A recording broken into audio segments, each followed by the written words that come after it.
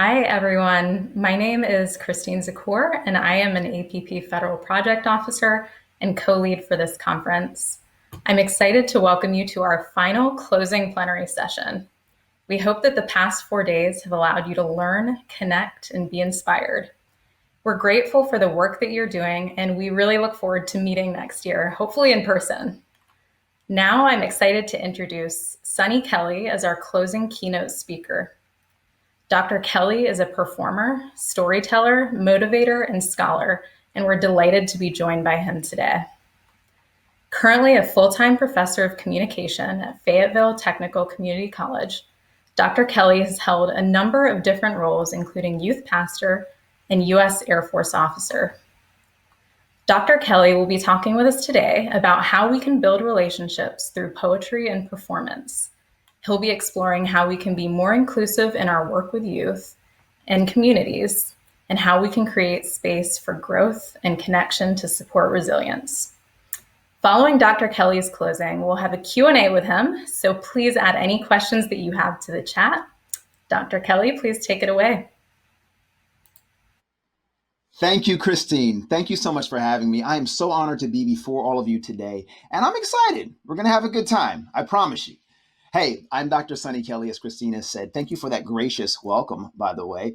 And I've done a few things in my time, as you will see. But I think the most important thing that I've done is I've worked with people like you who have a heart for youth and a heart for hope and for making tomorrow better for them and with them. So why don't y'all join me as we get into this important topic called Building Relationships and Resilience Through Poetry and Performance. Let me start with a poem. It goes like this. 6 humans trapped by happenstance in bleak and bitter cold, each possessed a stick of wood, or so the story's told. The fire dying in need of logs, the first one held his back, for of the faces round the fire, he noticed one was black. The next man looking across the way saw one not from his church and couldn't bring himself to give the fire his stick of birch. The poor man sat in tattered clothes and gave his coat a hitch. Why should his log be put to use to warm the idle rich? The rich man sat back and thought of all the wealth he had in store and how to keep what he had earned from the lazy, shiftless poor. The black man's face bespoke revenge as the fire passed from his sight. See, all he saw in his stick of wood was a chance to spite the white. The next man of this forlorn group gave not except for gain. Giving only to those who gave was how he played the game. Each held his log in death's still hands as proof of human sin. They didn't die from the cold without. They died from the cold within. That is one of my favorite poems of all times by James Patrick Henning. And I like to share it when I'm in a circle like this of diverse people, of brilliant, amazing people with all different ideas and visions and tactics for addressing a common problem. Because diversity is great, and it means we have variety. We have multiple avenues into the hearts and minds of young people and each other, but it also means we have a challenge in front of us. We've got to find a way to include one another.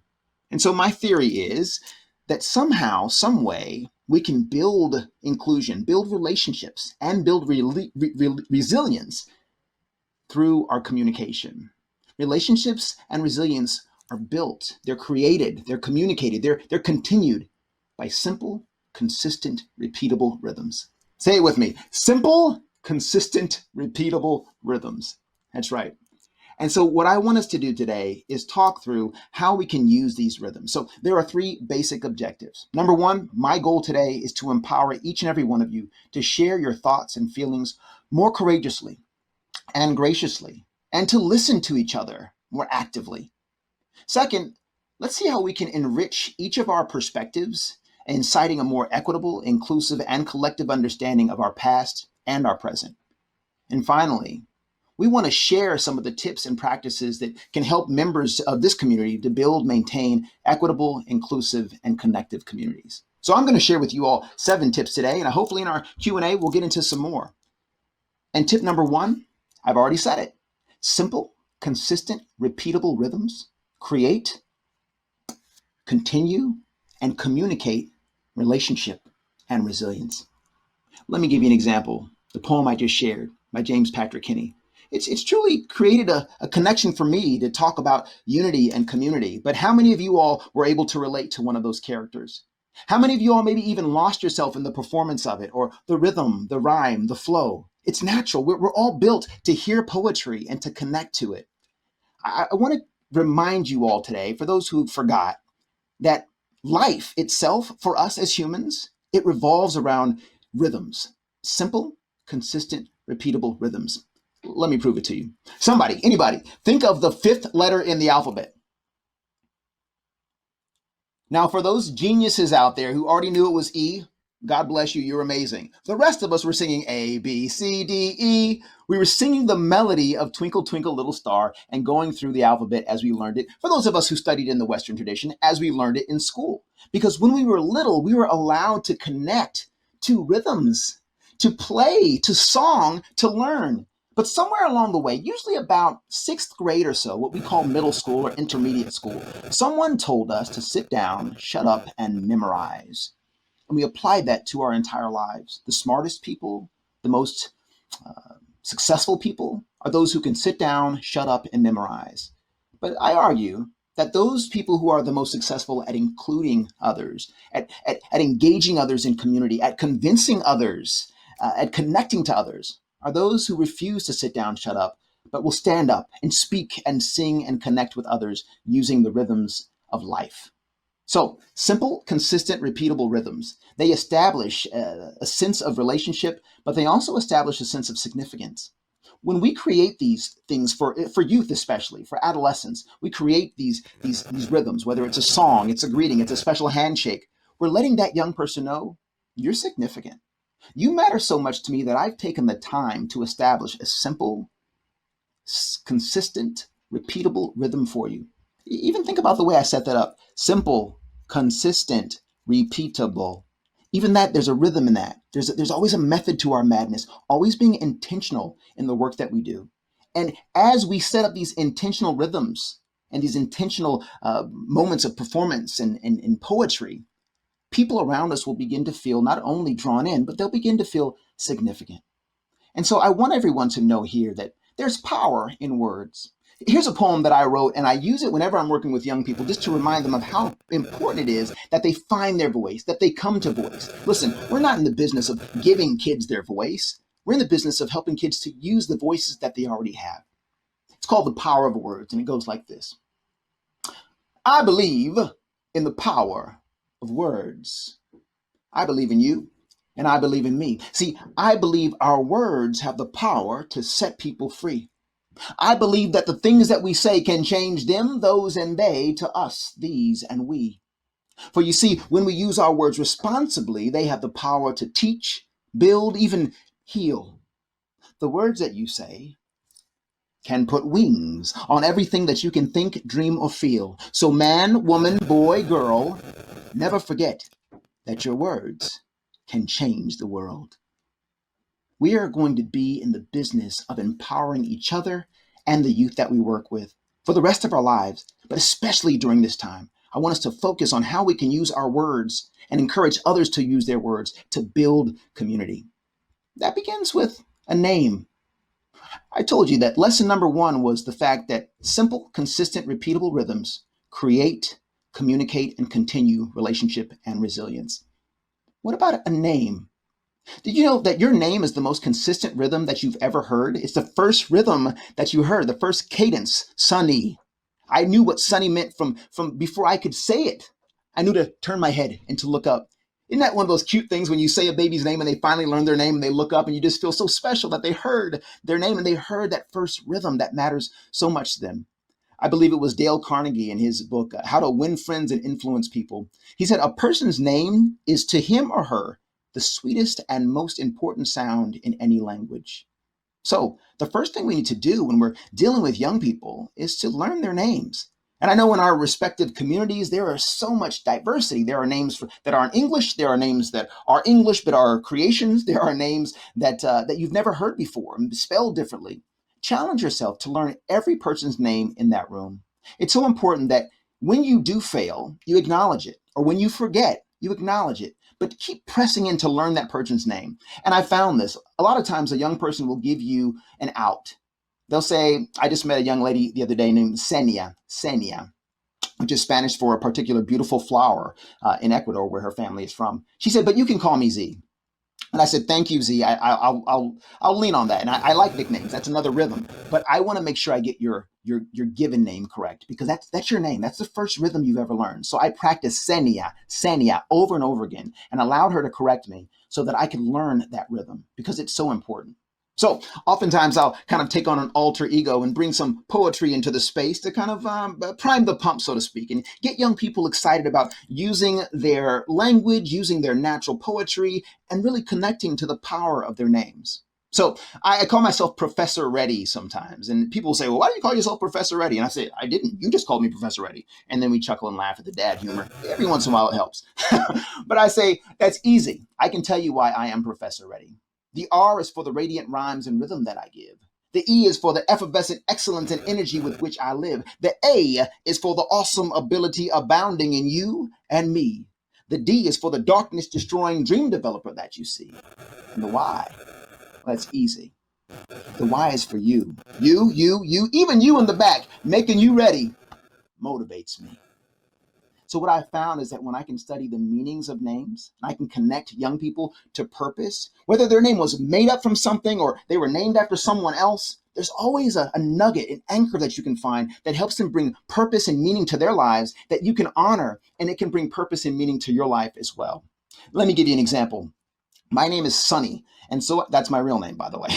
Not a nickname. That's the first question people always ask me. Don't feel guilty if you were thinking that. Or if you saw the name Sonny and you thought instantly I was a female, because I get both, and I'm not offended by either.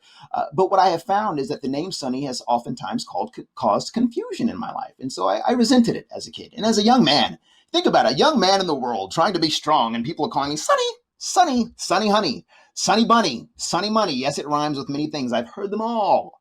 And I resented that name for a while. But then I realized that as a father, as an instructor, as a professor, as a scholar, I have this energy, this spark that makes people want to listen to me. And I looked up the word Sonny, and it's from the medieval Old English. It simply means little boy. It's the diminutive of son, my little son. In Spanish, we'd say mijito, right? And what I found is that I was able to connect to purpose because Sonny, little boy, means I have energy. I have the energy of a little boy. And I bring that into the space anytime I come into the room. And I tell that to my students to model what it is like to reframe and reclaim your own identity based upon your name. So one thing you can do when you start to meet new young people is find out the meaning of their names. Sometimes it's as simple as a Google search, asking after whom they were named. And you will find out that there's so much meaning in that. There's so many wonderful, powerful roots that you can connect them to so that you can work on new routes together, right? Which brings us to lesson number 2. Nobody cares how much you know until they know how much you care. Now, that is very important. Why do I have this I hear you up here? Well, that's an exercise that I want everybody to practice. Remember, nobody cares how much you know until they know how much you care, which means you've got to connect to your students, to any classroom, to any room, to their hearts and their minds first and foremost, if you want to get to the action, right? And so a friend of mine, True Pettigrew, once told me this. He said, Sonny, if you want to move people's hearts and minds and you want to connect them to action, you must first meet them where they are, not where you want them to be. Love them for whom they are, not who you want them to be. Then and only then can you lead them to where you need to go. And that's right. I said where you need to go because your students, your coworkers, the folks that you're building community with, they're going to enrich you and challenge you and help you to grow as well. You've got to be open to that. So you've got to be open to listening. I'm sure you all have learned upward and backward, up the front and the back about active listening. We've talked all about this for years. It's an important skill set to have. I want to challenge you to use one activity that I use on a regular basis whenever I work with a youth group. It's called I Hear You. And what I Hear You does is it says, I am going to sit in this room and I'm going to take you in with my ears, my eyes, and my body. I'm not going to tell you I agree with everything you say, or I totally get it, or I'm super woke or hip, or whatever the language is today. I'm just going to sit in this space and hear you. And so, what I ask everyone to do in the room is to stand up strong because you deserve to be heard and you deserve the respect. So, if you are able to stand, to stand. If you're not able to stand, to sit as erect as you can because we want to honor you right now. It's your time and we want to hear you. So, I asked them to say their name. And early on, I asked them to say their name and what their name means. It's a wonderful little moment where they really connect and everybody's like, oh, that's a cool meaning of a name, right? And then I asked them to tell us and show us what they're feeling right now. And there are no right answers. I've heard everything from sleepy, bored, really hungry, excited. All of these are real emotions that they're allowed to feel, but they're rarely ever able to express them. Oftentimes because we have told them as educators and as leaders, sit down, shut up, pay attention, watch the slides, listen to me, follow instructions. But we're giving them permission to stand up and speak their truth, mad, angry, whatever it may be. And I asked them, whatever you want to do in your body to show what you're feeling, it can be big, it can be small. I'm going to ask you just to express that. I'm sneaking in some performance. There's power in performance. Then the rest of us as community, we will all say, I hear you, and we'll try to embody what we just saw in our own ways. And I stress to the young people, this is not to make fun of people. This is not to mimic. This is not even to practice what a great performance we can put on. It is to witness. It is to model and engage in active, loving witness. There are so many young people out there who are hurting because they don't feel heard. Not just their words being understood, but they don't feel like people will sit down with them and hold the space. I hear you as a wonderful way to not only break ice, but to say, I care enough about you. I actually love you enough and respect you enough to take you into my ears, my eyes, and my body and say, I hear you, no matter what you're feeling right now. And if people want to get all weird about, oh, you said love, what's that mean? I'm not talking touchy-feely, kissy love. I'm talking about the kind of love that says, I want what's best for you no matter what happens. That's a heavy set of love. And one rhythm that I give to my young people is I say, there are two things we'll always do in this circle as we go through I Hear You. We will love each other and we will respect each other. Can we agree on that? We agree on that. And every time I see anybody acting a little bit out of line or out of character, I just say, hey, what are the two things we do?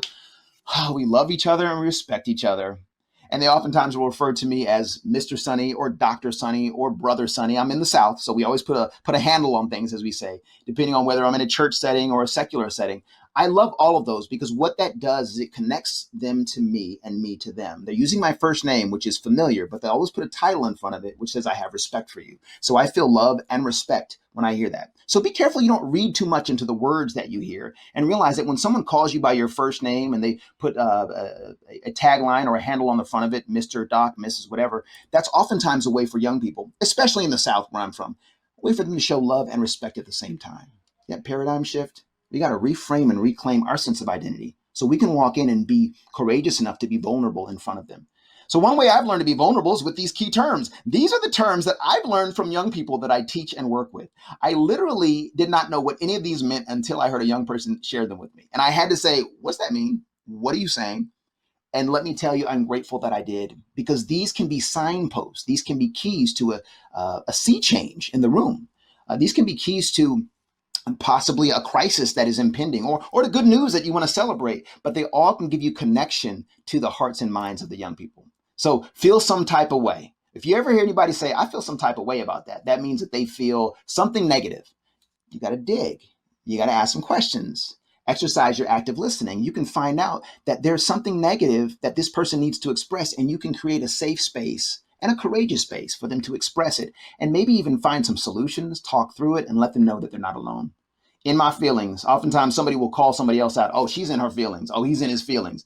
That means he's really feeling something that is profound and doesn't know how to express it and would rather not talk about it right now. Right? That's why you pull somebody off to the side and say, hey, I see you're in your feelings. Anything you want to talk about, give them some space. Right?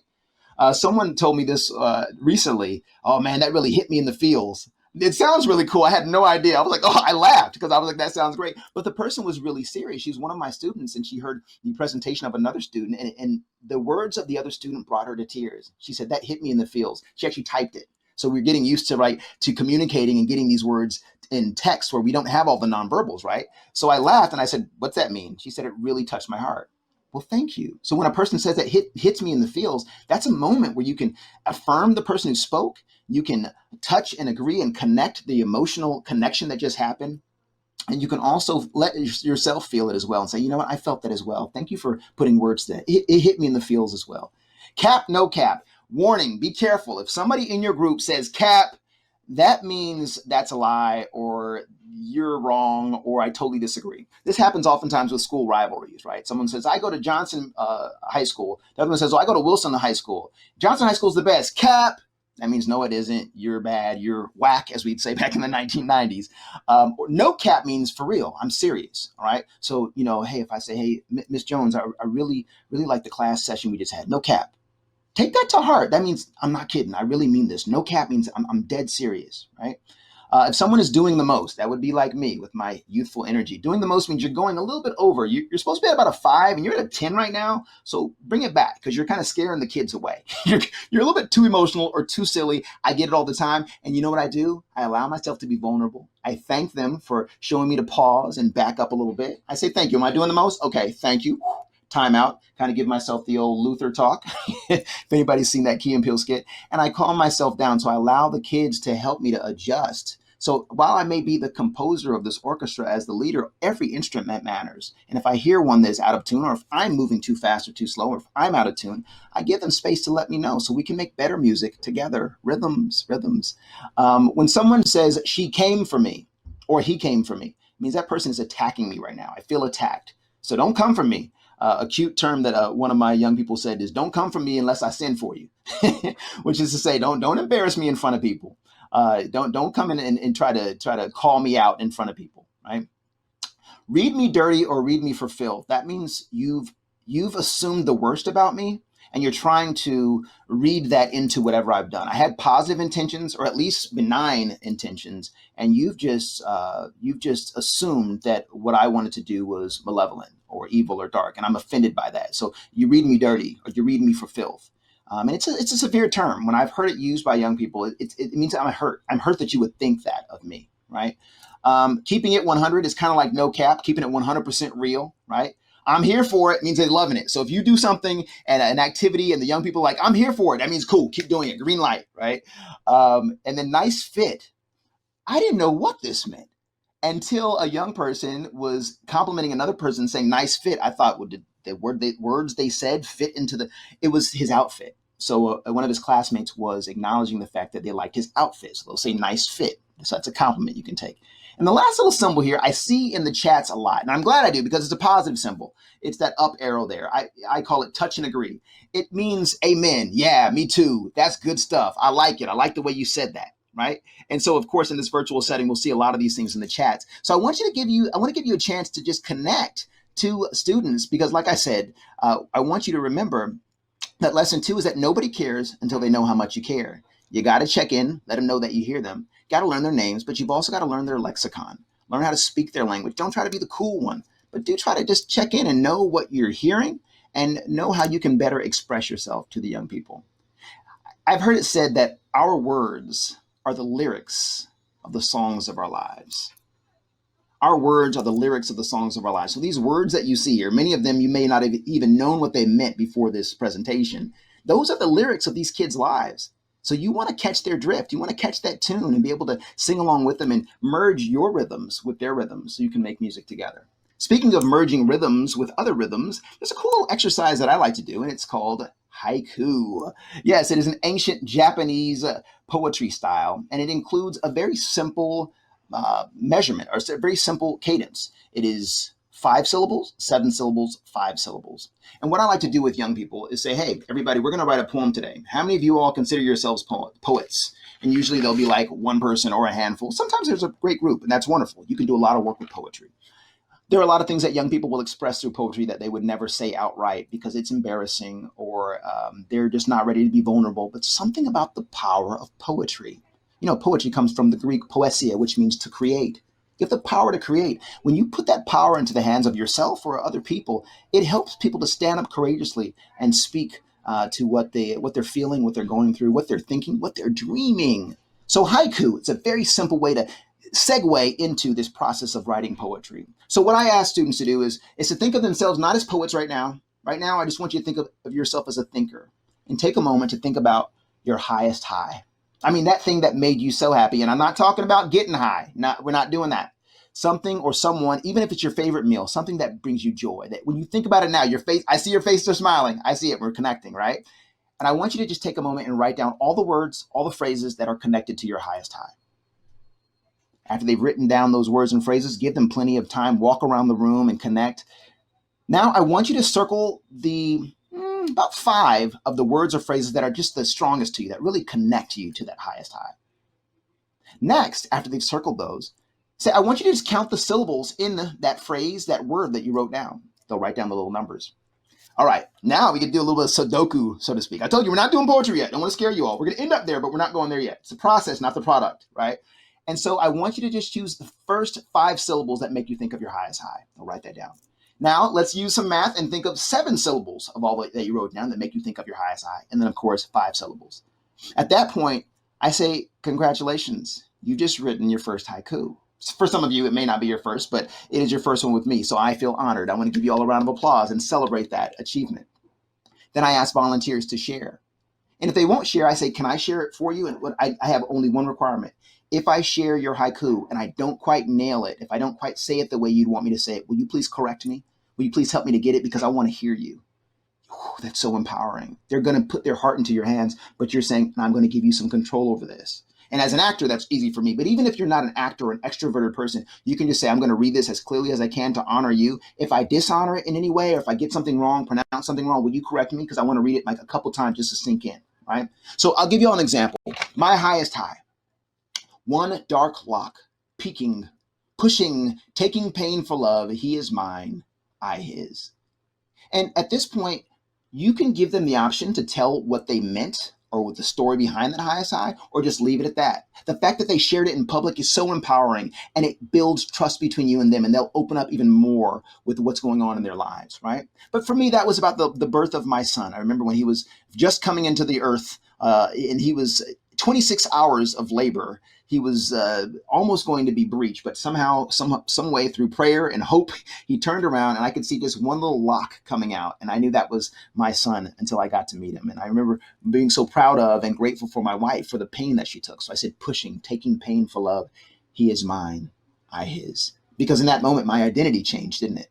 In that moment, I became a daddy, and I always will be, no matter what. Now, once you've broken the ice with the highest high, you're ready to get into the lowest low only if you're ready. Trigger warning, right? You want to make sure you let everyone know whatever lowest low you pick, you don't have to talk about it at all. You can write it down. You don't even have to share it. And if you feel like you might spiral or it might take you to a dark place where you don't want to go, you don't have to participate in this part. Or you can choose something light, like a food you don't like, right? For me, it would be liver. Oh, okay. But for me, I chose the true lowest low. Mom called so early. Your brother is dead, she said. That's it. No takebacks. That was when I found out that my brother, Brent, at age 30, had taken his own life. And I can't help but to talk about it and get a little steamy and watery in my eyes. And that's okay, because it's so important that the young people see that you feel as well. If you're going to put skin in the game and challenge them to put skin in the game, you've got to lead by putting skin in the game first. So I'll tell the story about my brother and how he was my hero. And it was a surprise to us all that he committed suicide. And I remember thinking to myself, we used to play games, shotgun to see who can get in the car first, or you're touching me, I'm touching you, or punch bug. And I remember this whole notion of no takebacks when you play marbles, when you play for keeps, no takebacks. So it was some playful language that we would use as a kid. But then I realized it hit me. He's gone. And there's no takebacks. That always hits me and always hurts, but I'm grateful for a loving witness that will let me hurt in public and let me be courageous so I can grow and heal through that, right? We can't be afraid of those difficult times and those painful moments. Speaking of being afraid, it's so important that if we're going to create safe spaces and courageous spaces, that we do it with some guide rails, right? And so what I want to challenge everyone to do is to come up with ground rules, or sometimes I call them grounding intentions with your group. It's great to let this be collaborative and organic. Let the group come up with them. 3 ground rules that I always start with, and then I ask the group to add on to, are these. Number 1, respect. So I use a little call and response. I'll say, everybody say respect. They'll say respect. All right.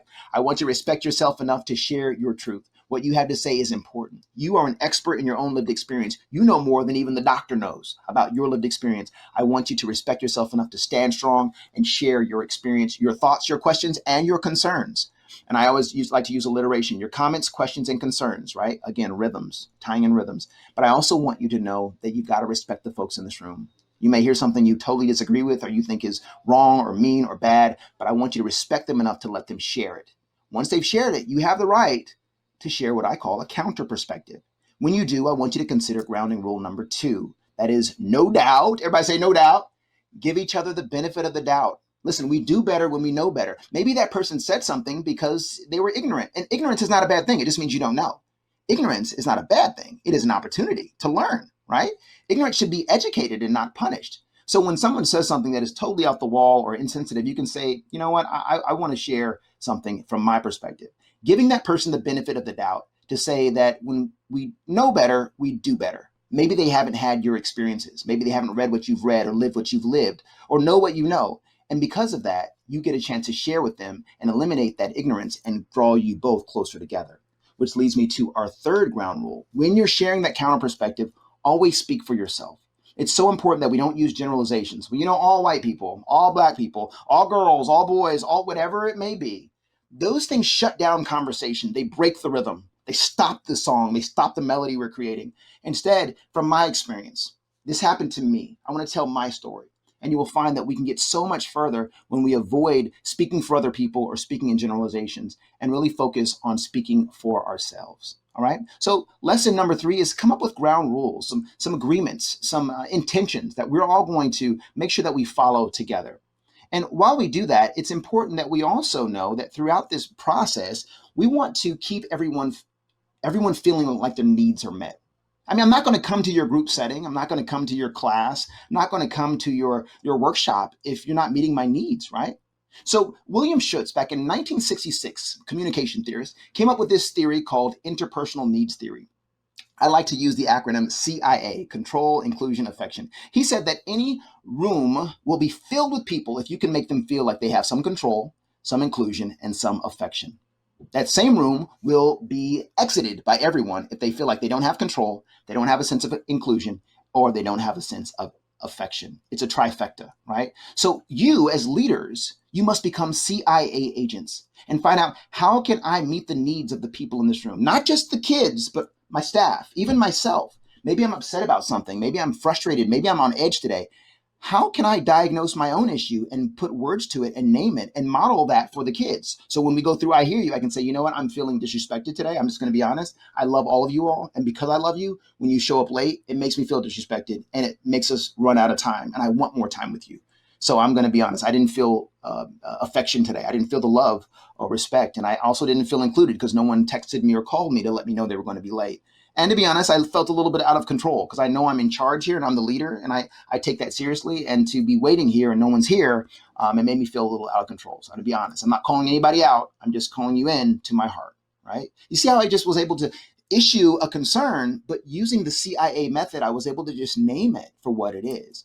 So C, control. We've always got to find a way to help young people feel some sense of control. With all the data coming at them, with all the rules and regulations we place upon them, teenagers, adolescents especially, hardly ever feel like they have control in a situation. Peer pressure, cyberbullying, etc., right? So what do? We find little ways, like with the haiku, asking them to share if they want to or don't share, or asking them to direct you as an actor as you share their haiku. You're finding little ways to give them control. Inclusion. Well, how can we show inclusion? Well, we can make sure that we let folks know we miss them when they're not there. Not in a guilt-ridden way, but just to say, hey, I'm looking forward to seeing you. We can find out their names and the meanings of their names and call out that meaning of their name when you see them to include them and say, hey, you know what? We're not done with I Hear You until this last person shares because we want to hear this other person, right? We're all going to do it together, inclusion. And then affection. Smiling, lighting up when that person walks into a room, letting them know that you miss them when they're not there, but also that when they are there, even when they're quiet, their presence matters. Their presence makes a difference. And so you've got to find creative ways to bring that CIA, and that's going to be different for all of you all. We may get into that in the Q&A session, which leads us to our next lesson number 4. Lesson number 4, actually, was interpersonal needs. You got to meet those interpersonal needs. But that leads us to our next story. And that is a story that I learned not long ago from a young man named Damari. And Damari is about 6'4", I believe, and tall, darker skinned black man with a beard. He's 22 now. And when Damari was 11, going on 12. He was almost 6 feet tall already. And I remember him telling me the story of how he was running down the street in his neighborhood, which is a low wealth neighborhood, underserved neighborhood, a place where there was a lot of crime going on. And he was running like 11-year-olds do. And he was stopped by the police because they thought he was someone who had just committed a crime. They were looking for a particular person. They told Damari to get down and they pulled guns on him. I want you to imagine an 11-year-old boy, though he may look mannish and tall, falling down to the ground, gangly and awkward, confused, while adults who are supposed to be protecting him pull guns on him.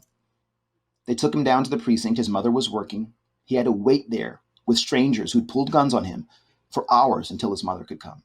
Needless to say, Damari was traumatized.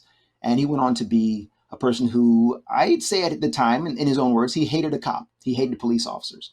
Well, fast forward to Damari's high school years. He's 16 years old, and he's very uncomfortable around police officers. He literally, as he says, hates them. Well, he has an SRO in his school, a school resource officer, named Officer James. And Damari's always giving Officer James attitude and issues and ignoring his commands. And so one day, Officer James calls Damari into his office, and Damari is upset. He's like, "Oh, here we go again. They're going to try to get me on something." So Damari's already got an edge on. He's sitting in the back of his chair. The nonverbals are indicating he does not want to open up. I don't care if you hear me or not. I don't want to deal with you, right? And Damari looked at me as a grown man, young man, but a grown man with a beard, thicker than I could ever grow. He said, "Mr. Sonny, what Officer James said to me changed my life. He just asked me, 'Hey, Damari, what happened to you?'" And with tears rolling down his face, Damari said, "Mr. Sonny, nobody had ever asked me what happened to me." He said from that moment, he poured his heart out to Mr. James, to Officer James, and let him know why he felt this edge and this discomfort around police officers, because he had been traumatized as a child.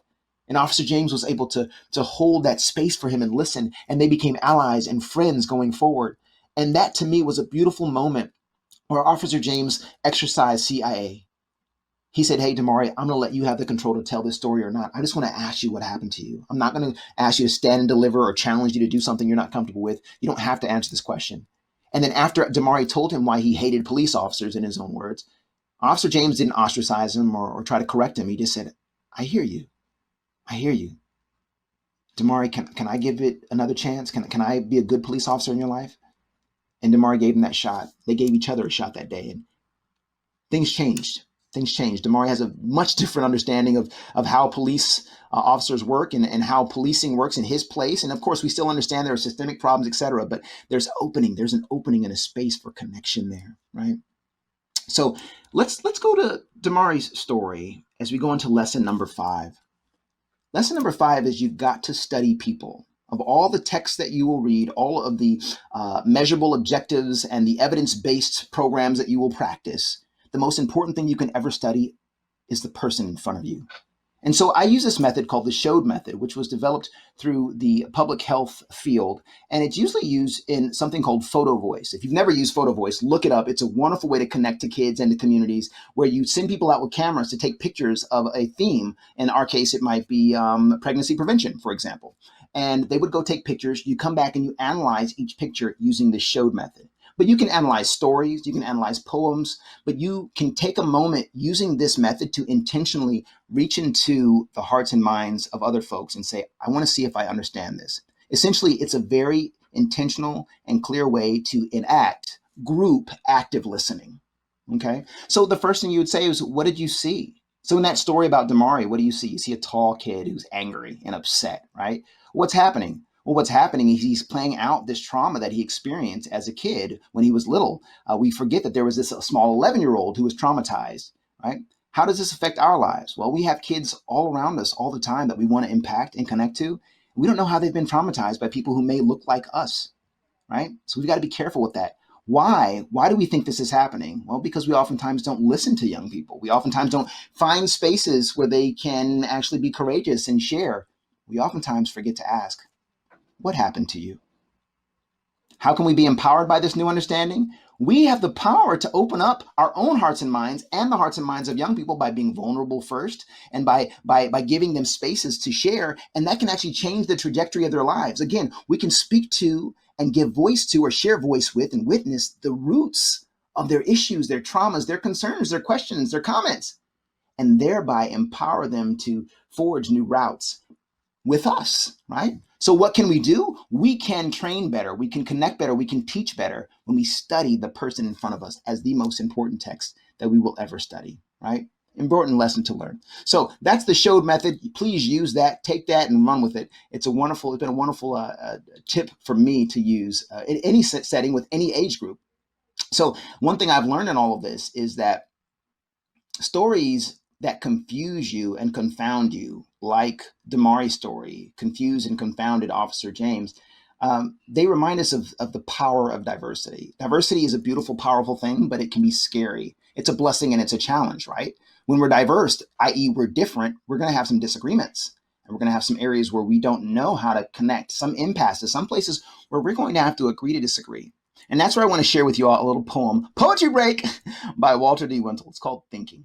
I know you're going to walk into rooms, sometimes with kids who look like you, sometimes kids who don't look like you. As I like to say, kids who look like, live like, or love like you, or kids who don't look like, live like, or love like you.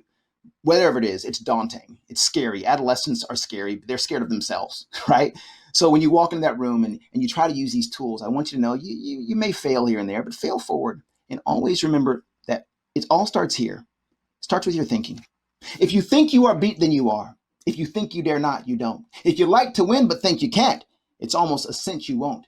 If you think you'll lose, you've lost. For out in the world we find success begins with the fellow's will, and it's all in a state of mind. If you think you're outclassed, you are. You have to think high to rise, have to be sure of yourself before you can ever win a prize. Life's battles don't always go to the stronger or faster man, but sooner or later, the man who wins is the man who thinks he can. Sooner or later, the woman who wins is the woman who thinks she can. Sooner or later, the person who wins is the person who thinks they can. So the original poem was written back in the early 20th century, and it did not include that last ending that I have there of the person who thinks they can. I'm always keeping the space open to include those who are non-binary, those who are in the LGBTQIA plus community, those who are more masculine, those who are more feminine, whoever it may be. I want to make sure that I meet you where you are so that we can get this work done of empowering you to stand strong and make better life choices. Which leads us to this wonderful acronym by David Campt. A man named David Campt is a psychologist, and he teaches people about how to have tough conversations around race, racial difference. Now, that may be an issue for your group. It may not. You may have a homogenous group. You may have a very diverse group. Regardless, this practice of using race to connect to people when they share things that you might disagree with or you just can't relate to, right? I want you all to consider the power and the importance of deliberate discomfort. That's lesson number 6 if you're taking notes. I want you to commit to deliberate discomfort. And when you do, when you hear a story that you totally disagree with, or you feel like it calls you out, or you feel like it's way off the mark, I want you to take a moment and just apply these steps of race. Just like we use the showed method to connect stories to actual lives and bodies and experiences and relationships, the race method is going to help us to connect to stories that we disagree with or stories that may even alienate us to just find some common ground so we can move forward and do better, right? But it's going to challenge us and require us to become deliberately discomfort. It's a little alliterative term that I like to use on a regular basis. So when you hear a story, let's say for me, I think that racism is a really bad thing in America. And there are some who would say, racism's not that bad. There are a few bad apples, but racism's not a problem we should be talking about. We're all colorblind in America. Why do people still talk about race? I disagree with that. Now, we can argue about to what extent race impacts our lives. We cannot argue that it has impacted our roots, but how it will impact and does impact our routes, we can argue about that, or we can discuss that. But to say that racism doesn't affect our lives at all and that we're a colorblind society, I disagree with that. But I'm not going to just say, hey, I disagree and we can't talk anymore. That would shut down the conversation. That would have put a break in the rhythm. We can't play music together if I throw my drumsticks down, right? Instead, I just start an intentional cadence with you and I reflect on the story. So you're saying that racism hasn't impacted your life, right? And tell me why you feel so frustrated when people bring racism up. Help me understand that active listening. I just want to reflect. I want to paraphrase back to you what I'm hearing. I want to, and not to create an argument, not to be sarcastic, but rather to hear your heart. Because right now it's not about me. Nobody cares how much you know till they know how much you care. Right now it's about you. So I want to reflect on your story and just hear your perspective, hear your stories. Tell me about your Meemaw and your Peepaw, your Abuela, Abuelo, your Big Mama, your Big Papa, your Lola, Lolo, all those, Oma and Opa. I want to hear your story and get to know you because you are the most important text that I could study right now. Secondly, I'm going to go to A. I'm going to ask clarifying questions about that story, right? So you call your grandparents abuelo, abuela. What, like that's Spanish? Okay, okay. So they're from Mexico. Okay, great, great. And you learn more about that person as you ask questions, just getting to know them. It's not about winning the argument. It's not even about convincing them of anything. It's about first just learning their heart and their mind. Now that you've asked the questions to clarify, I want you to find ways to connect your story with theirs. A wonderful experience I had in a training like this not long ago was I had a younger Black woman in her mid early 30s and an older white woman, a Southern white woman in her 60s. And we talked about the term cotton picking. And the Black woman instantly said, that term is so offensive to me. You can probably imagine why. She said, my people were forced to pick that. They were treated as chattel. In other words, as animals, as just products, right? As just inanimate objects. And that hurts me. When I hear someone say cotton picking and play around with that term, my people picked cotton and they were treated as animals and slaves in doing so. And with tears in her eyes, she's talking about how passionate she feels. Then the older white woman raises her hand and says, thank you for sharing that with me, because that's a perspective I didn't know. And I'd like to share my perspective as well. Be careful with that word but. Whenever you use the word but after a compliment or after an affirmation, it's saying, disregard all the good stuff I just said. Here comes the real message, right? So use the word and. Thank you for sharing that with me. And I would like to share that that's not my understanding of cotton picking. This woman said, I come from a family of tenant farmers, of sharecroppers, and we were oftentimes called rednecks. But we were proud of that term because it meant we were out there in the sun and our necks were getting burnt because we were working hard. And my people, for generations back, have been picking cotton, hands bloody, just like African people, African slaves were. Now, it's not the same thing. I'm not comparing the two. I know there's a difference between being a slave and being a sharecropper. But what I want you to know is that cotton picking means something different for me because we experience it in a different way. So if I ever use that term, there's a whole different context. The two ladies were able to look at each other from across the room and just nod. Still totally disagree on using the term, but I get it now, right? Doesn't mean that you have to change what you believe and all of a sudden you have to just be what I call tofu. You know, tofu takes on the flavor of whatever you put it into, right? You just show up and you're just, anything goes, moral relativist. I mean, obviously, we're not moral relativists. We believe that teen pregnancy is a problem. We should address it. We all have different ways of addressing it, right? But we all agree that we need to do something. And we all agree that our beliefs, our belief systems are powerful modes by which we want to do something. But how do we connect to folks who don't share those belief systems or don't fully understand them? We got to find things that we have in common with them, right? What is our common goal here? What do we all want? We all want to be empowered. We all want to be safe. We all want to share our voices. We all want to build community. We all want to be resilient, right? So from that connection, we can now expand and start creating new stories together.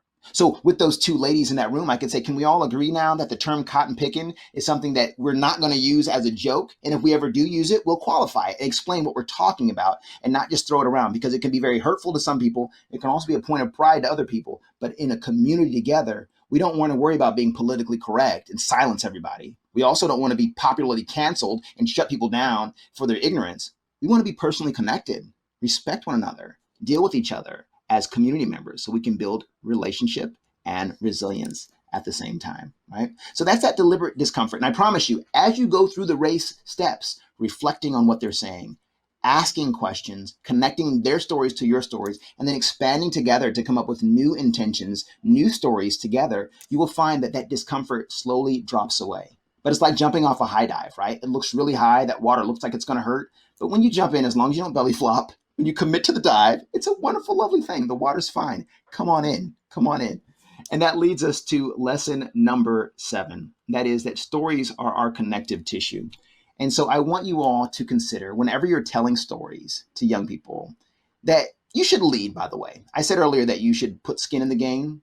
You should lead the storytelling process. But when you lead, you want to tell compelling stories, right? That are going to really build community and really interest them. So I've found, as a storyteller and a performer for decades now, that there are 4 key elements that really make a story impactful and powerful.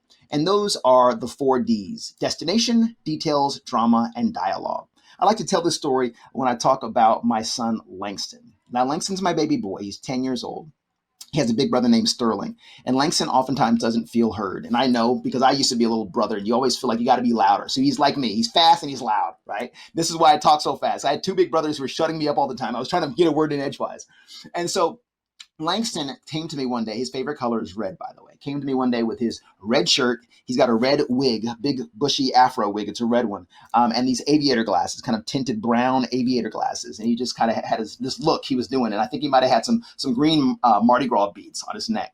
He said, Daddy, Daddy. I said, yes, yes. I have a joke, Daddy. I have a joke. And I said, wonderful. I had nothing to do, nowhere to be. I want to study the text in front of me, right? He said, okay, Daddy, Sterling told me this joke. I'm going to tell you. I said, okay, tell me the joke. Daddy, stop making fun of me. Okay, I'm sorry. I was just trying to mimic the rhythm, but okay. He said, okay, there are two guys on a boat, Pete and Repeat. Pete gets off. Who's on the boat? I said, Repeat. He didn't know what to do. He said, oh, wait. There are two guys on a boat, Pete and Repeat. Pete gets off. Who's on the boat? Repeat. And what he didn't realize is that the punchline, the destination, it depended on me getting frustrated and saying, where are you going with this? I keep saying repeat. And then he's supposed to say, you told me to repeat. Ha, ha, ha, ha. Right? But I didn't play into it. So I didn't let him get to his destination. And he didn't realize how the joke was supposed to go. If he'd known how the joke was supposed to go and understood the concept of the punchline, he could have driven me to that because he can drive me to a lot of madness. But he didn't. So he went back to his brother and had to revisit that joke because he didn't have the destination in mind. Whenever you have a session, make sure you have, just like we started with the learning objectives here, have your learning objectives. Know what you want to get out of the session. And sometimes you just need to reduce it to one thing. If nothing else, we will get this one thing done today. And it should be centered on the young people in front of you and what you want to achieve with them. So always begin with the end in mind. It's a little Stephen Covey there, 7 Habits of Highly Effective People. But the destination, you must have a punchline to every joke. Don't just meander and tell me a story. Where are you going with this? Why are you telling this joke, right? Or telling this story? The next one is details. There is dynamite in the details. For those of you who are readers, our favorite novelists, our favorite writers, they pique our interest with the details, right? The dew dripped from the waxy leaf, and we're like, oh, what's going to happen next, right? We get drawn in by those details. For example, what is Langston's favorite color? If you said red, you're right. What did Langston wear on his head when he told me the joke?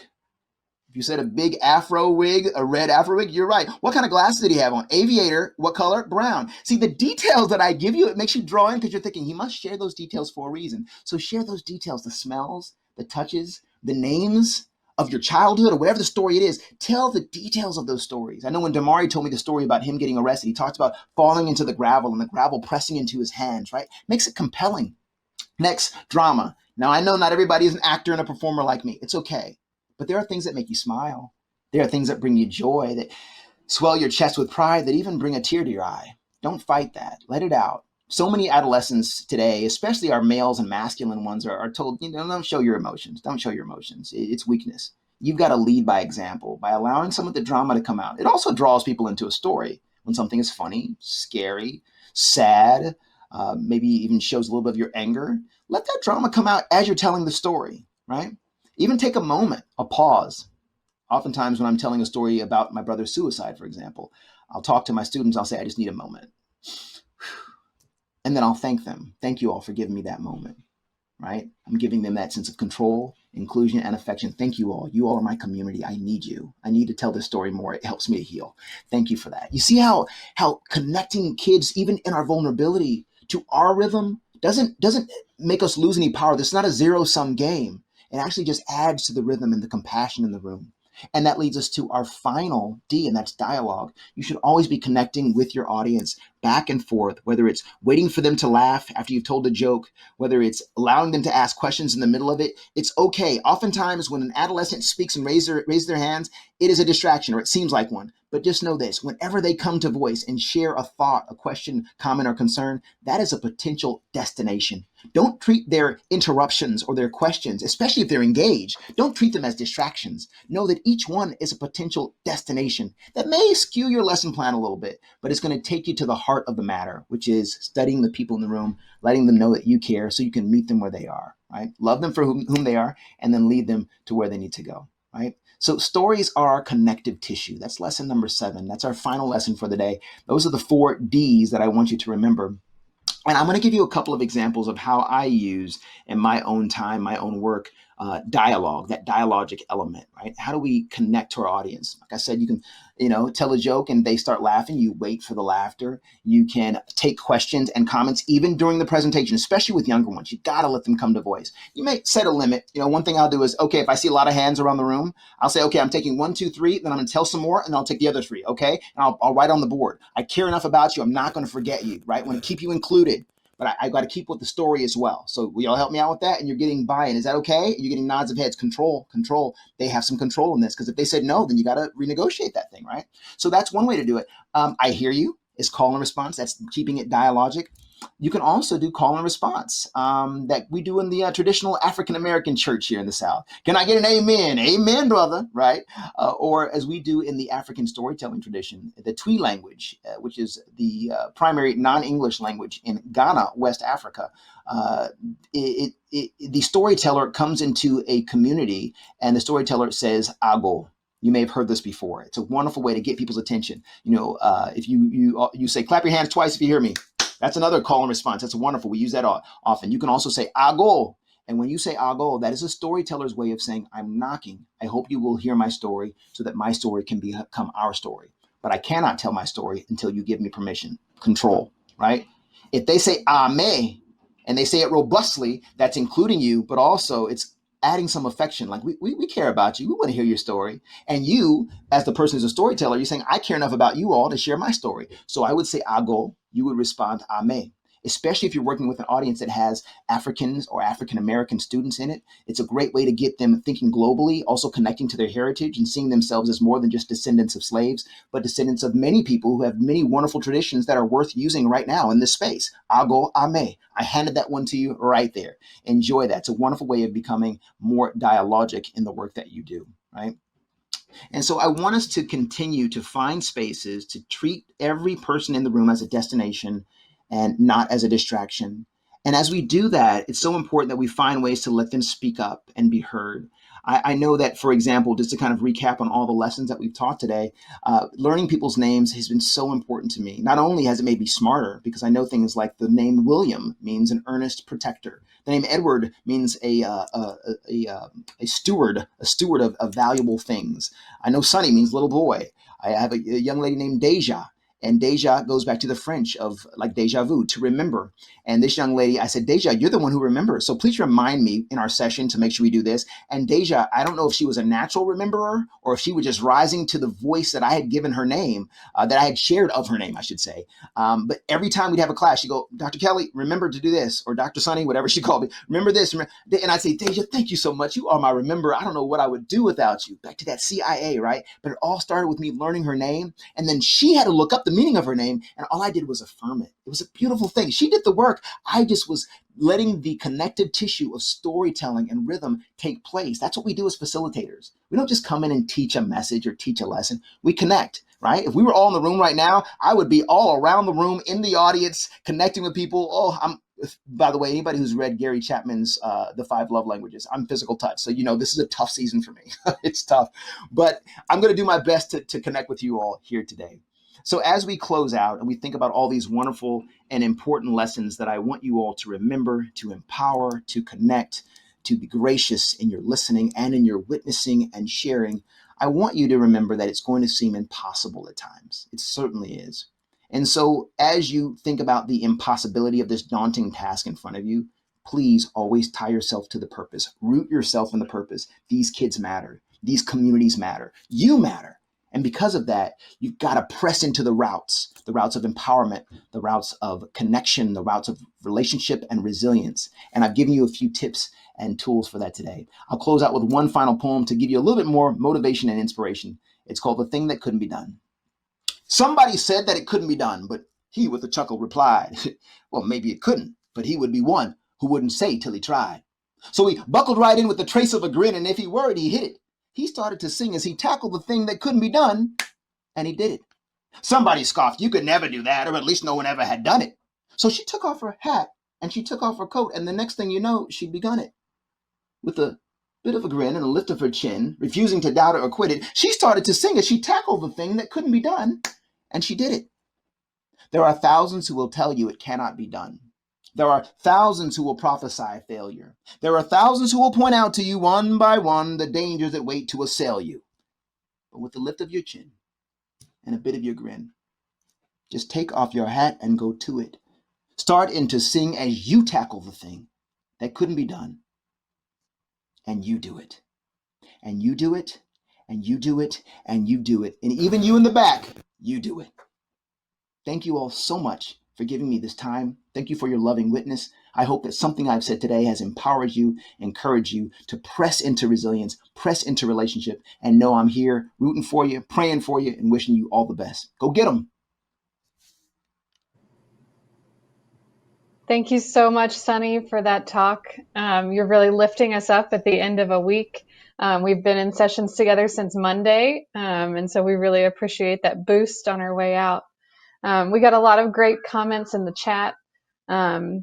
People really enjoyed your plenary and found it spoke to them directly, and that you're bringing us together as people who work for the benefit of young people.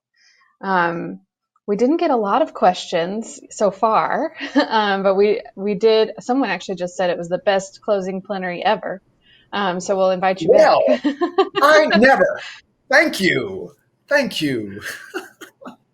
That is a great honor. I feel affirmed and encouraged. I received that. Thank you. There was a question about, you shared the ground rules, which I think everyone really appreciated. And I know the programs represented here often use ground rules as well. They liked what you shared and wanted to know if they can use it as well.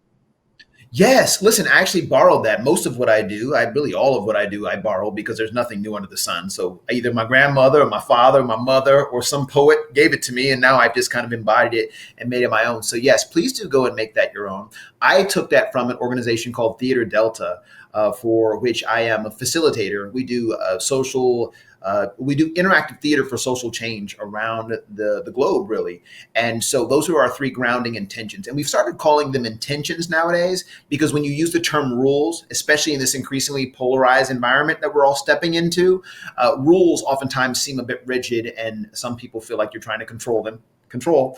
So intentions are to say, hey, can we all agree to operate with each other with these intentions? So yes, respect, no doubt, and speak for yourself. And one thing that I like to do, a little kind of a call and response, is on that speak for yourself one, especially if I'm virtual. I say, I want you to think about somebody in your group that just talks too much. They talk out of turn. Don't look at them, because we're going to be inclusive today. But right now, I want you to just point in the air and say, speak for yourself. Just get out of your system. All right, good. You feel better? All right, we go from there. It's a little comic relief, but also a way for them to, to commit to accountability. Wonderful.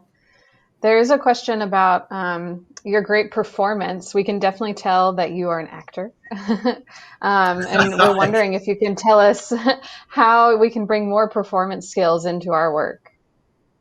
Oh, I'm so glad you asked. Listen, my subdiscipline in communication is performance studies. It's a whole field of study that talks about how we can find ways to play with the as if, right? When you're in performance, whether you're reading a poem or playing a character or telling a joke, you go into this world of the as if, not the what is, but the what if it could be this way. And when you get into that place of imagination, you can start to have fun again. So one of the things that I always say to do is just get used to using your body and challenging your students, the folks around you, to use their bodies. So you don't have to be a great actor to do this, but you can start with tongue twisters. So one thing I will do is I'll start a group off saying, okay, y'all, we want to find our voice and share it. So one way we can do that is to embody that voice, find different places to place it. So I might start off by saying, everybody repeat after me. We're putting our voice in our mouth. Ma, ma, ma, ma. And they say ma, ma, ma. So I'm doing call and response, right? And then the cadence goes like this. Memo me, memo me, memo me, memo me, memo me. All right, cool. All right, so now let's place our voice in our throat. Ha, ha, ha, ha, like Mighty Mouse. I'm dating myself here. La, la, la, la, la, la, la, la, la, la, la, la, la. Okay, down in the chest. Ha, ha, ha, ha, ha, ha. And you don't have to do it perfectly, but you're giving yourself and the people in the room permission to acknowledge that your body is a conduit.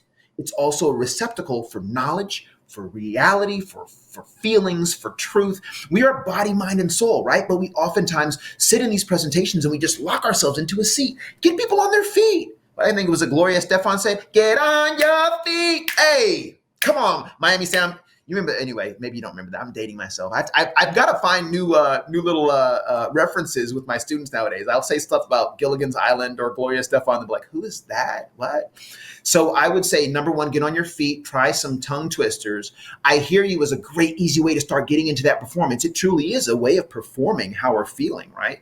And I think that another thing that I've done is I've also asked my students at the end of a session, and my kids too, to talk about their rose and their thorn. Now, you don't have to physically perform per se, but just talking about things in metaphorical terms challenges us to think about the what if. Like, what if my feeling right now was a rose petal? What would that be? So I might say to my kids, hey, y'all, what are your roses and thorns today?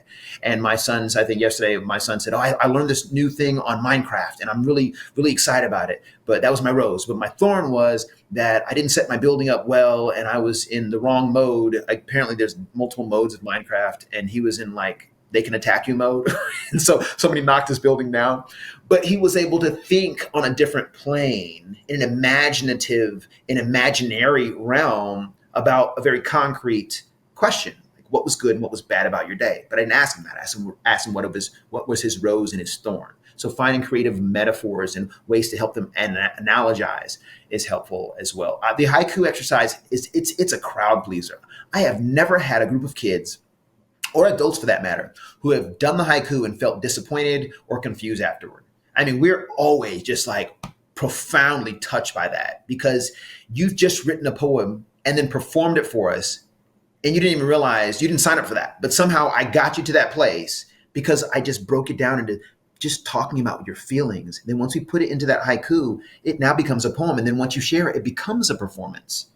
And we get to be a witness to that performance, right? And we can snap it out, we can clap, whatever it is. But the whole process of writing to performing to celebrating needs to happen. I'll tell you one last thing that I do. Whenever I have a person who's going to get up and share something, whether it's a testimony or a speech or something that's difficult to them, acknowledging a trauma in their lives, I always say, let's just stop and let's just embody how we're going to hold this space.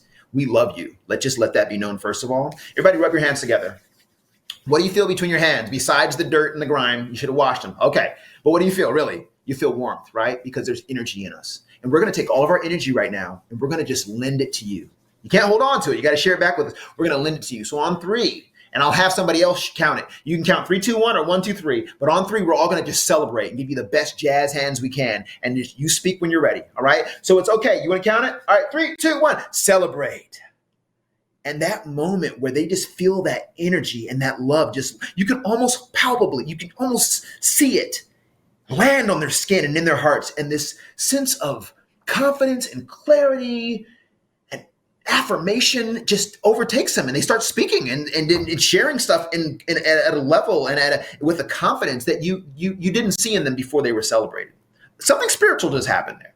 So those little things like that, finding those rhythms that help us to perform in ways that don't require us to be Shakespearean, but allow us to communicate through our bodies, to call each other in, and to do it at our own level, right? We have people who don't have hands or arms, who don't have access to their hands or arms. I always say in intention, go back to intentions. That's good. I'll say another icebreaker that I do that I learned from Theater Delta is doing an X with one hand and an O with the other, and allowing yourself as a leader, say, I've done it for a while, so I can do it now, but allowing yourself as a leader to mess it up a lot in the beginning, and then they can kind of see you making a fool of yourself. But what it's doing is it's challenging them to engage in deliberate discomfort, but also to stay at it and continue until they finally get it. And then you get to celebrate everybody in the room. Nice, you got it.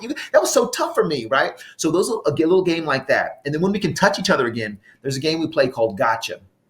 And there are whole books of games, right? Games for adolescents, games for actors. Augusto Boal has a whole book about games for actors, and of course his not of course, you may not know his book. There was Paulo Freire, who wrote the Pedagogy of the Oppressed, which is a great book on how to connect to students and meet them where they are. But then the Poetics of the Oppressed is what Augusto Boal wrote about how to use these different games to connect to people. But I gotcha. Just you put a thumb here a hand here and a thumb there, and you have people all around in a circle. And the goal is on the count of 3 to get your thumb out and then try to catch the thumb of the other person. So we're all trying to do 2 things at once. And it's awkward, it's fun, it's funny, it's silly. Everybody has a good time doing it.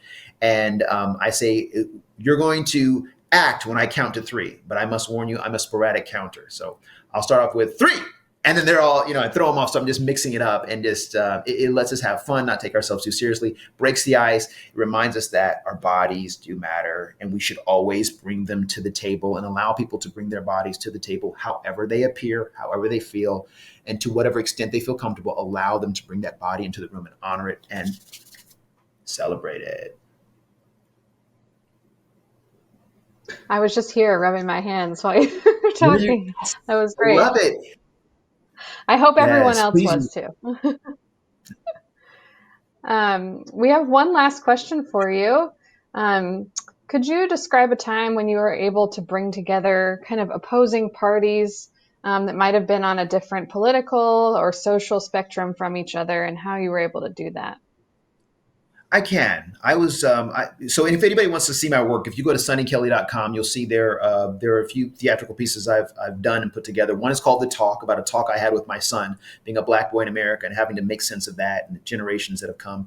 Then my most recent piece is called Haunted: An American Tale, which is just contending with, dealing with, reckoning with racism in America in a hopeful light, but also a very realistic one. And so if you go to sonnykelly.com, Haunted is actually available on video, free on YouTube until June 19th. Juneteenth. If you don't know what Juneteenth is, please learn. It's a very important holiday that should be honored and respected. So I was talking to an audience about The Talk, and in The Talk, in one scene, I used the N-word. My father told me a story about when he was 9 years old in South Texas, and he was a shoe shiner, and somebody called him the N-word. And so I used the word actually in the play. There was a man who was not of African descent who stood up and said, "Hey, in your play, you used the N-word." He didn't use the term N-word. He actually said the word. And I want to know why it's okay for you to say it and not for me to say it. And there was a young lady who was also not of African descent, turned around to him and she flared up and she was like, "Sir, would you please not use that word?" He in turn kind of took the bait and said, "No, I'm going to use the N-word if I want to use the N-word, because we should not give the word so much power." It turned into an argument between the two of them. My stomach started to flip. My mouth got dry. I wasn't offended by him. That kind of stuff happens all the time. I'm using the race method. I'm thinking, how can I get to his heart? But how can I also protect her heart? Because she's getting really upset at this moment. And partially upset for me, but also for her friends, her community. And plus, I don't, with the one drop rule, you don't know who has African blood or not. So my mom has hazel eyes. My grandmother has blue eyes. Neither of them are ostensibly or phenotypically white, but they were, they're from Watts and Compton, California, and they've grown up as Black women. So race is a weird and strange thing. It's unpredictable. You got to ask, you got to reflect. With that said, what I found was that this man actually had a positive intention. He wanted us to get to a place where we were transcendent of the power of that word, where we could say, "Hey, look, you can say the N-word or not. It doesn't matter. It doesn't hurt me. It doesn't stigmatize me because it's some old, ugly word. And we can use it however we want." He wanted us to get to that place, but we're not there yet. The young lady wanted to protect me, the other people in the room, and possibly herself from hearing a harsh and painful word that had so many roots of oppression, right? So I stopped and I said, first and foremost, most importantly, I see that you're upset. And to the young lady, and I want to make sure that you're safe and taken care of. Sir, I don't want to ask you to be politically correct. I'm not going to cancel you. I'm glad you're here. I'm glad you watched the show. Thanks for staying in the room. I'm going to ask you if you can consider how upset I can see her getting, if we can not use that word for now because it's upsetting her. And we want to show love and respect, back to the L and the R. We want to show love and respect in this room. And he was like, kind of grudgingly, he said, "But I have a First Amendment right." And I said, "You do have a First Amendment right. And I'm not the government and she's not the government. So the Constitution doesn't even need to apply here. We don't need to get into the Constitution or legalities. This is not statutory or legislative. This is people." And I just want to ask you to be personally connected. Can we not use that word here? And I want to affirm that I see what you're saying. You're saying aspirationally, you want to be able to use that word because in the future, it probably, hopefully for the next generation, won't mean anything. I just want to challenge you and say, it's not there yet. We're not there yet. That word still hurts people. I use the word in a historical context to tell a story and to be as clear and real with that story as possible. But I'm also very careful with that word because I know the hurt that it can present, like it is in this room right now. So if we can be accountable to each other and be personally connected with each other right now, let's acknowledge the fact that I appreciate his use of the word because it's aspirational. He's hoping we can use the word in the future or not use it and not have any weight on it. I want to be there too, sir. I so touch and agree with you. I agree with you. I'm on the C method of race, right? I can connect with you. Let's expand that. We're not there yet. So how can we do and say and operate in a way where we honor the pain of that word, but also hold to the dream of it not having the power that it has today? Can we all do that? Okay. And I don't have a solution right now, but for now, what we can do is not use it be very careful how we use it, and let's discuss why and how we use it. So your question originally, sir, was why I used the word. I'm glad you asked. That's a story that my dad told, and that was the word that was used for him. So as an actor and as a playwright, I try to be as clear and honest with the history. So that's why, but I don't like to use it flippantly. I don't play with that word because like you, I think it's a painful word now, but aspirationally, I hope we can get to a place where it's not so painful. Ma'am, how are you doing?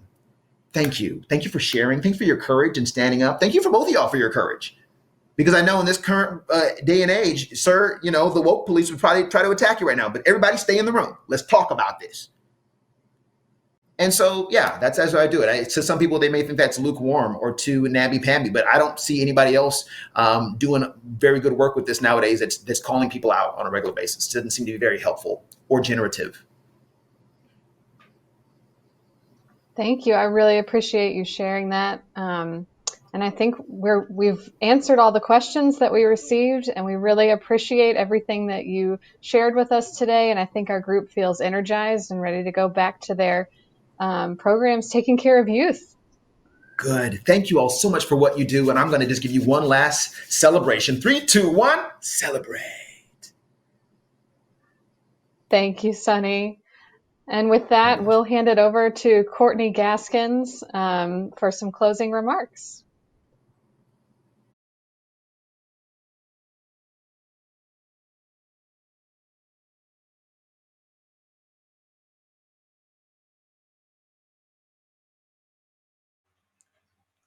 Thank you, everyone.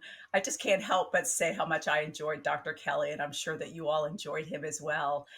It's all about sharing our stories, and hopefully, even though we're not face to face and with one another, we've been able to share our stories and hear the stories of our grantees. So I'll start by saying hello, AP grantees, and good afternoon, everyone.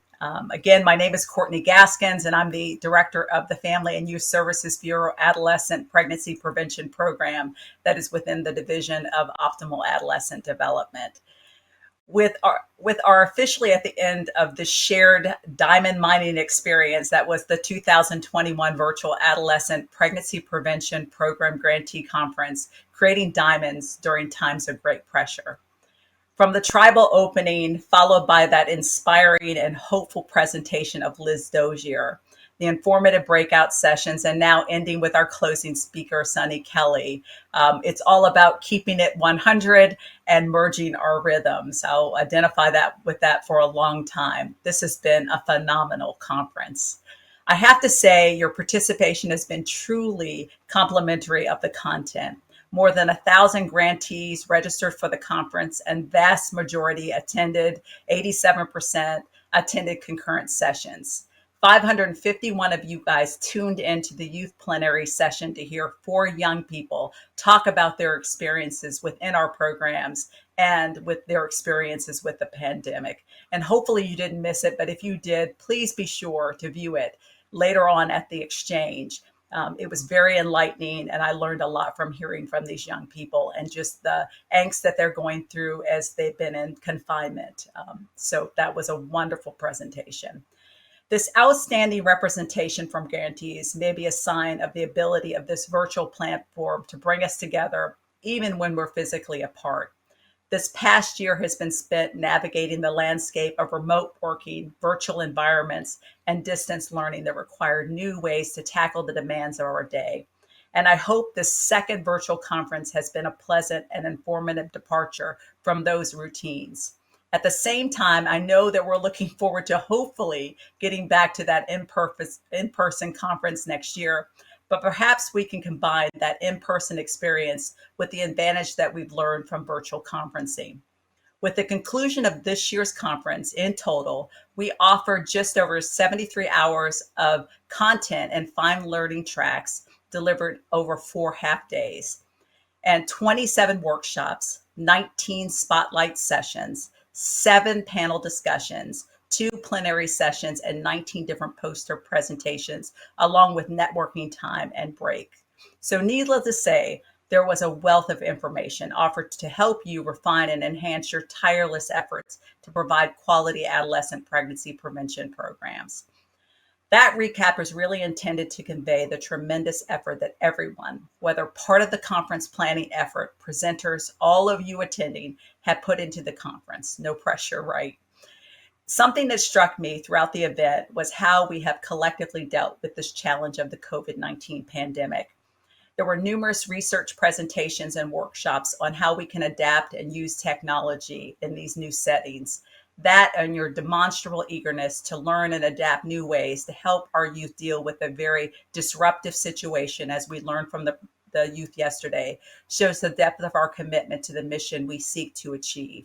Day in and day out, whenever and wherever necessary, you and your partners are reinforcing the concepts of positive youth development, healthy decision making, helping young people be success with youth in your programs and in the community. I hope you discovered a new form of gems over the last few days that you can use to demonstrate how dealing with life's pressures the right way can create diamonds out of each and every one of our young people. And that's the juxtaposition of the theme of this year's conference, creating diamonds during times of great pressure. Not only does it speak to how we all should approach our programming, but it also addresses the way that we should look at youth we serve. They are hidden gems, diamonds in the rough. I suppose that's enough with the conference cliches, but I do hope you agree and will join me in congratulating everyone involved in another successful virtual adolescent pregnancy prevention conference. So, just one or two brief reminders as we wrap up the event. I'd like to encourage all of you guys to visit the Exchange website. This is APP's website, and it's a terrific destination site for all sorts of information, resources, tool on APP programming. There's training and technical assistance support information. It's also where you can find all the conference presentations from this year's conference as well as past years. And you can sign up for the APP Connect e-newsletter there as well. So reach out to your primary contact for your grant to access special features and get updates. And don't forget about the highly successful, and I might add, award-winning We Think Twice website and Instagram page, which offers content, games, tools, information, and contests. We just had a wonderful art contest, so hopefully you can go on the site and see that. It's just wonderful to see how talented our young people are, specifically designed for youth we serve. The We Think Twice grant site is a great destination where youth will find encouragement to put their goals first and live healthy lifestyles. I'd also like to remind you all to complete and return, of course, your evaluations for the workshops, spotlights, and plenary sessions, as well as the evaluation for the overall conference. Session evaluations are provided in each session, but the conference evaluation will be dropped into the chat, and also sent on to you in an e-blast tomorrow. If you don't find them, then email apptta@rti.org to request the appropriate evaluation. That input will help us make this a better conference each year, virtual or otherwise. Lastly, we extend our gratitude to all of those who again contributed to the successful outcome of this year's conference. That's the FISB staff and APP staff and our leadership, our partners, RTI and Public Strategies, our federal partners, exhibitors, the plenary and workshop presenters who brought their expertise to our airways, and especially the planning chairs. A big shout out to Christine and Zakor and Patrice Moss. Thank you, Christine and Patrice. On behalf of the Family and Youth Services Bureau and our partners with the Administration of Children and Families, thank you so much for joining us, staying engaged, and for all your contributions to the mission of this program. Stay healthy, stay safe, keep doing the great work that you do, and we'll see you again next year. Thank you. Thank you so much, Courtney. And thanks to all of you for your participation this week. It's really been a fantastic conference. I'm just here to remind you again to complete the conference evaluation. It'll be in the chat. And you can evaluate for those you did. And like Courtney mentioned, if you don't have them, free to reach us at apptta@rti.org. And also as a reminder, we're still offering CEUs for the conference. Please complete the form that's linked on the chat and email it to us at that same location. by Friday, June 25th. So there's a typo on the slide, to obtain your certificate. Thank you again for your engagement this week. We are really looking forward to hopefully seeing you in person next year. So everyone, please stay healthy, and we'll look forward to seeing you in Atlanta.